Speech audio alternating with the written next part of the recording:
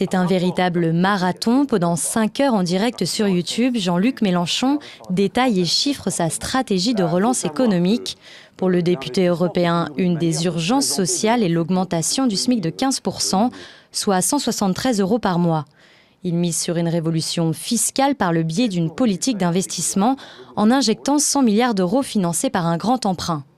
On remet 100 milliards d'investissements, on provoque un choc d'activité, parce qu'il faut du monde pour faire le travail.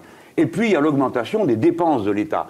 Mais quand on augmente les dépenses de l'État, les mêmes diables sortent de leur boîte et vous disent « Ah, c'est des dépenses obligatoires, catastrophe », ils vous citent l'Europe entière et tout. Ils oublient juste de vous dire que chaque fois que l'État prend en charge une dépense, c'est une dépense que vous ne faites pas vous-même.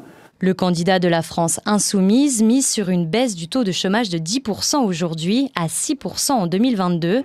Un objectif optimiste qui table sur un taux de croissance à 2% dès 2018, des prévisions bien supérieures à celles de la Commission européenne ou du FMI. Mais Jean-Luc Mélenchon et son équipe justifient tout simplement ce sursaut économique par l'efficacité de son programme.